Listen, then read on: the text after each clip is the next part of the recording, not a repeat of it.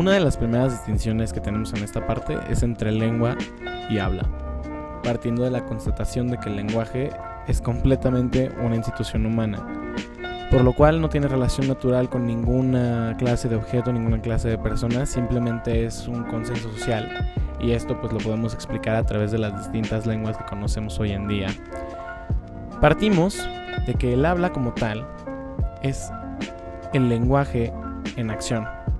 Esto significa que mientras la lengua es una estructura, un mecanismo y un conjunto de códigos que se usan para hablar, el habla como tal es simplemente poner todos estos mecanismos, todas estas estructuras y todos estos códigos en acción.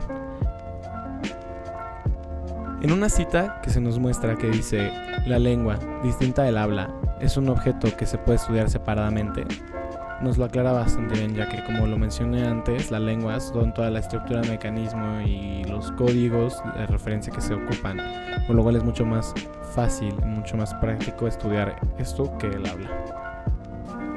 La lengua nunca ha tenido un carácter arbitrario en su totalidad. No pueden existir cambios en ella por simple gusto. Cuando nacemos, ya tenemos establecidos un idioma y una manera de hablar, con una serie de signos y sus significados. Sin embargo, al momento de querer hacer un cambio es necesario una colectividad. Saussure expone que la lengua es lo que hace la nación. Podemos entender de esto que se necesita de la cultura, las costumbres, un contexto histórico y geográfico para poder hacer modificaciones en las palabras, los significados o las expresiones. Un ejemplo de esto está en el idioma latín, el cual ha sufrido diversos cambios a lo largo de la historia, y ha derivado a lenguas romances como es el francés, el castellano o el portugués. Con esto podemos decir que la lengua es un fenómeno cambiante. Saussure dice que para comprender el funcionamiento de las leyes de una lengua, primero hay que separar las esferas de lo sincrónico y lo diacrónico. Por tanto, el análisis diacrónico describe la evolución histórica de un idioma a lo largo del tiempo, mientras que el estudio sincrónico se detiene en analizar el estadio particular de ese idioma en una determinada época o periodo temporal. Por eso, es necesario tomar en cuenta y distinguir estos dos ejes lingüísticos. Resulta esencial para estudiar la lengua, ya que el valor de los signos hay que considerarlos en función del tiempo, es decir, se deben apreciar simultáneamente su organización y uso en el sistema actual. Tomando en cuenta los conceptos dados, se puede representar la sincronía con esta imagen de la sandía, donde claramente se puede medir lo que es el ancho, alto, su color, su peso, su sabor, textura, entre otros, pero únicamente en un determinado tiempo, sin incluir cómo era ayer y cómo puede ser mañana. Por otro lado, y con el mismo ejemplo, el estudio diacrónico se observa la forma en cómo va evolucionando la sandía día con día y cuáles son sus cambios de acuerdo al ancho, alto, color, peso, sabor y textura.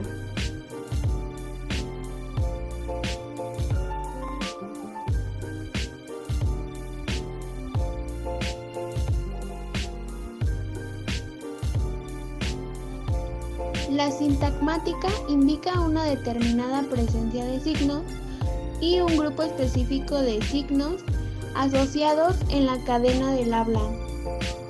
Por otro lado, el carácter paradigmático es un formato por elemento común en una serie de signos.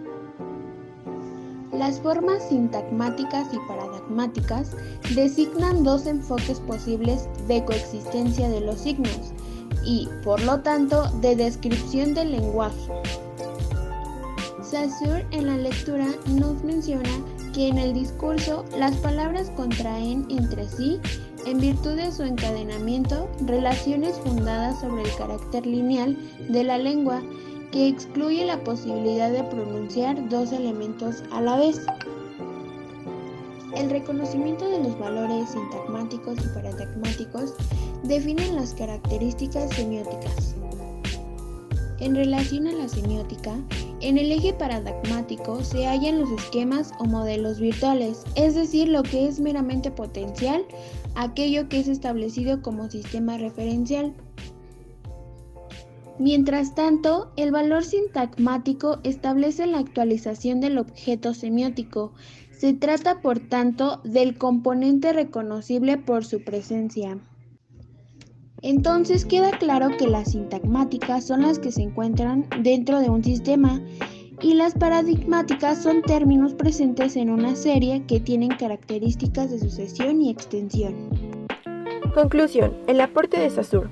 Saussure resalta al ser conocido como el padre de la semiología, pues de él arrancan los estudios e investigaciones del siglo XX sobre los signos y la semiótica en general. Los principales aportes de su investigación son: 1. Su análisis del signo. La descripción de Saussure sobre el signo es la más conocida y divulgada, aun cuando su teoría no es tan sólida y completa como la de Peirce. El concepto saussuriano del signo como entidad de doble faz, es decir, significante y significado, profundizó en la polémica que desde hace años atrás los lingüistas habían iniciado y tuvo que ver con la discusión acerca de lo que en definitiva debía llamarse signo. Saussure destacaba el papel del significante como aquel objeto que nuestra mente percibe ocupando el lugar de otra cosa para significarla, y además se preocupó en aclarar las vicisitudes que sufren los significantes lingüísticos y que determinan la naturaleza de los signos. Por otro lado, fueron valiosas sus reflexiones acerca de los valores de los signos, afirmando que esos valores se construyen a partir de contenidos que los colocan en relación de oposición a las demás unidades sígnicas, y eso hace posible diferenciar los valores que tienen los signos en el sistema de la lengua.